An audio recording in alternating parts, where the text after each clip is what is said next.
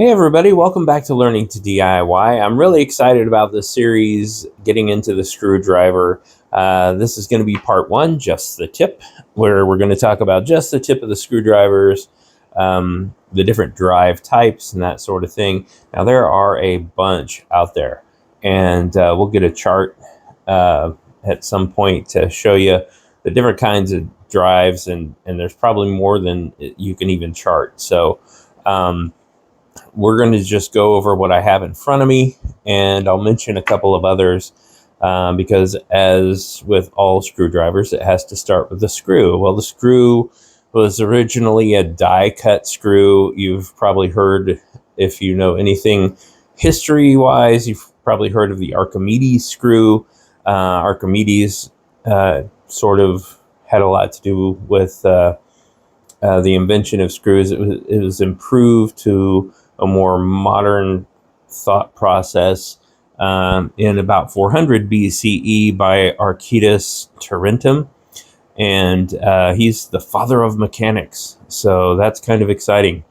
But originally the screws back then were, hex head, or they would turn it with an attached piece that they used to extract olive oil or grape juice for wine, that kind of thing.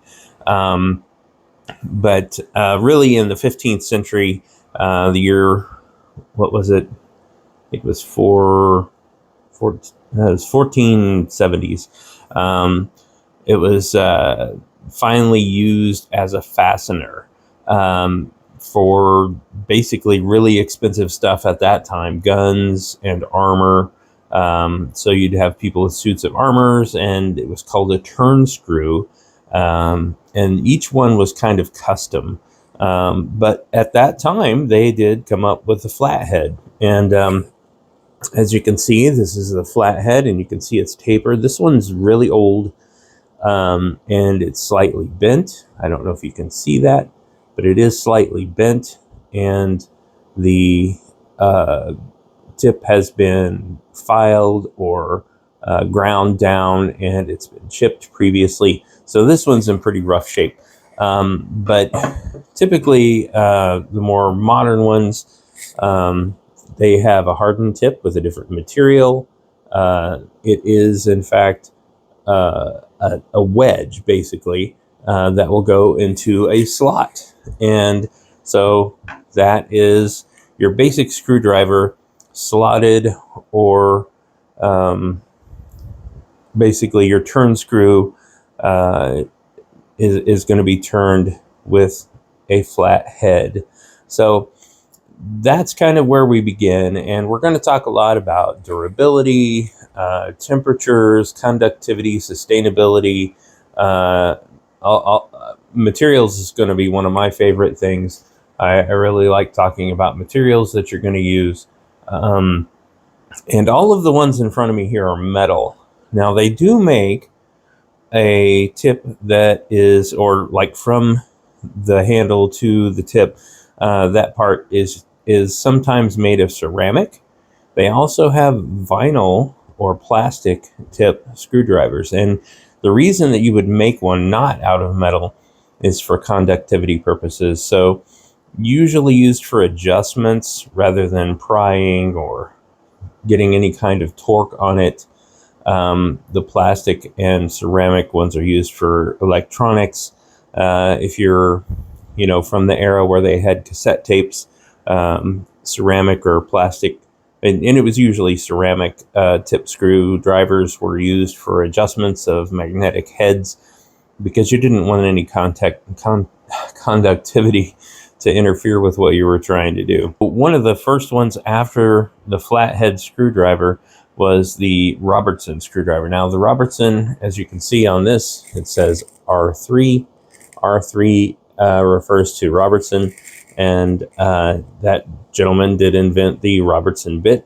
And that is going to be a square drive, and it is tapered. So with the flathead, you could tell that that's going to fit into a slot.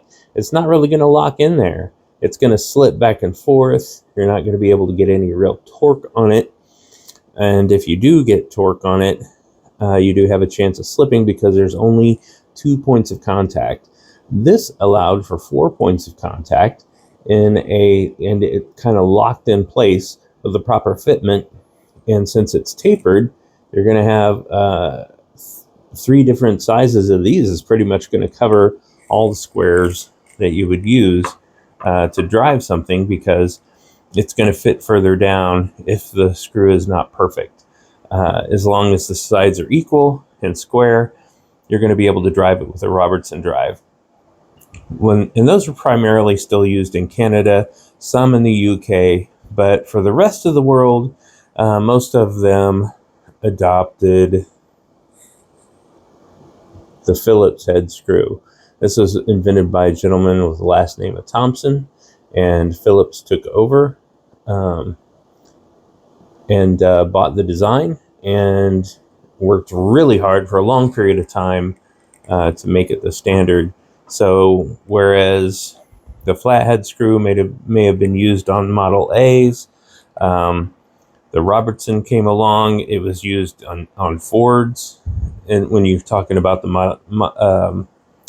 when you're talking about the automotive industry, Robertson was used on Fords, and it was the first wide use of anything other than the flathead. Also used on furniture and building boats. Then we came to the Phillips head, and the Phillips head was made famous by Henry Phillips in the 19th century, and it was designed, actually, when you look at this, it's going to fit into like a T-shaped screw. It's going to have that cross hatch, and it's going to fit into the screw. And when you turn this, unlike the Robertson, if you put enough torque, which means force behind it, it's going to cam out. Cam out means it's going to slip out of the screw. And I've got a screw here. Let's see. So you've got your screw, and you've got a Phillips bit, and it goes in, and then you turn, of course. Now, they've gotten a lot better, but it's designed to make sure that this slips out of the screw before it puts in too much torque and damages the head of the screw or rips out whatever material you're screwing into. So that was be it a flaw, or, I mean, there are still debates to this day. Was it a design flaw or not? It will cam out with enough force. Now, they try to keep improving the Phillips, but at the same time, the automotive industry really likes the idea that it will cam out at a certain point, especially when they're machining parts together. So, or, putting together parts with a machine, that kind of thing. So you don't want to over torque and strip out the head or strip out the material you're screwing into. Now, there have been improvements on the Phillips screwdriver, and there's one that I don't have here that I can talk about, but we will talk about it when we get to bits, and that's a PASA drive, so we will talk about that. We will talk about a security head, because that's a different type that I don't have in front of me, but there are at least 2 more here, 2 more tips that I want to talk about before we move on, and that is one improvement was the JIS. Okay, so this is a Vessel. Vessel screwdrivers are made in Japan, and they have what looks like a Phillips tip. When you look at it, it looks like a Phillips. It seems like it's got the same design. However, it is tapered a little bit differently. This is JIS, stands for Japanese Industrial Standard. In the screw engagement, it's self-centering. So when I say self-centering, that means it's going to hold fast to the screw when you put it in, where on the Phillips, you want a magnetic tip to hold it in. If I have a JIS screw, which this is not, and it does take a JIS screw to make full use of a Vessel screwdriver, a JIS screwdriver, but when this fits in, if you have a JIS screw and you're putting it in with a JIS screwdriver, it's going to self-center and fit on there and not want to pull away. It's going to be it's going to allow you to turn that and get a lot more torque and turn it, and you get to decide how much torque you put in it before it would slip or break, versus a Phillips head, Phillips tip, which is designed to cam out. So that is the difference. Now, the Posi-Drive has additional flutes at 45 degrees.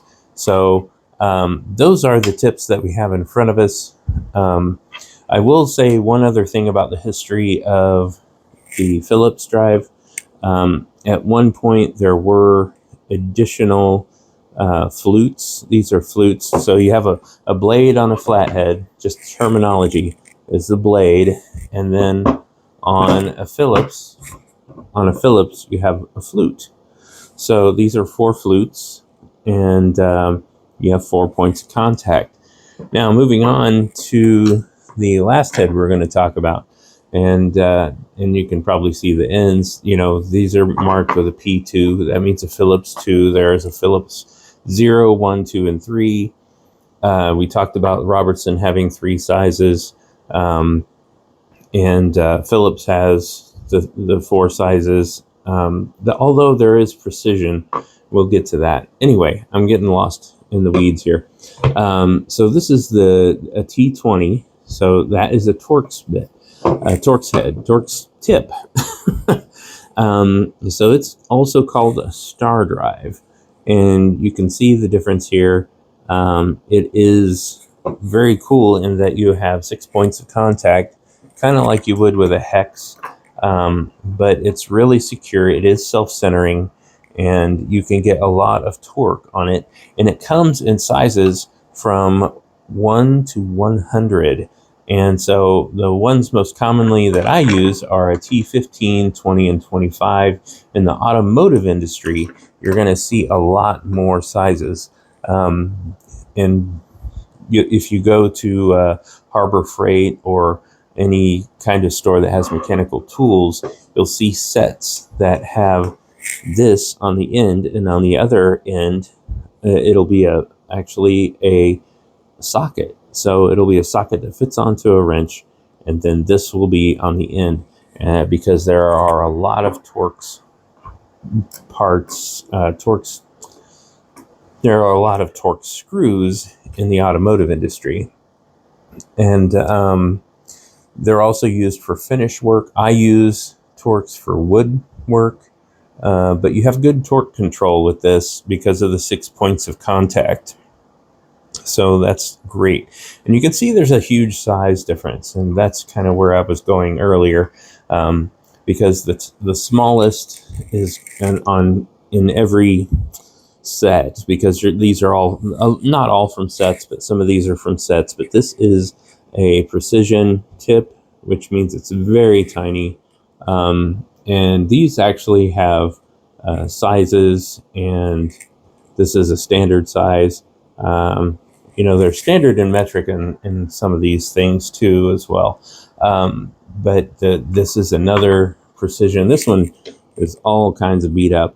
And it's one of the old ones. It's also bent, and it is a very small Phillips. They didn't, when this came out, I don't think they necessarily called them precision. Also, this is just kind of a small screwdriver. It's not precision. It's not anything out of the ordinary, other than it's nice and small and fits into tight places, which is great. So really, there are a lot of uses when it comes to size. And as you can see, just in this selection, we have screwdrivers that are over a foot long. And then we have ones that are, not quite a foot. That's about 11.5 inches. But anyway, they go all the way down, and they have ones even shorter than this, but this is about a 5-inch screwdriver. So they come in all shapes and sizes, and those are the tips that I was going to talk about just to kind of get us started on this journey with the screwdriver. The reason that I chose these today is because there are no gizmos, gadgets, tricks, other than these are just basic screwdrivers. Later, next we're going to talk about shanks, then we're going to talk about handles, and then we're going to talk about what's on top of some of the handles, and then we're going to talk about different kinds of screwdrivers beyond just these basic screwdrivers. So I hope you enjoyed at least this first set of screwdrivers that we kind of took a look at the different tips. If you have any questions or comments, please feel free to leave them. That pretty much sums it up for today. I hope you enjoyed it. Thanks for learning with me. Hopefully we get a lot of feedback on this, because I'm really excited to put some education in this deal. Okay. Thank you very much for learning with me.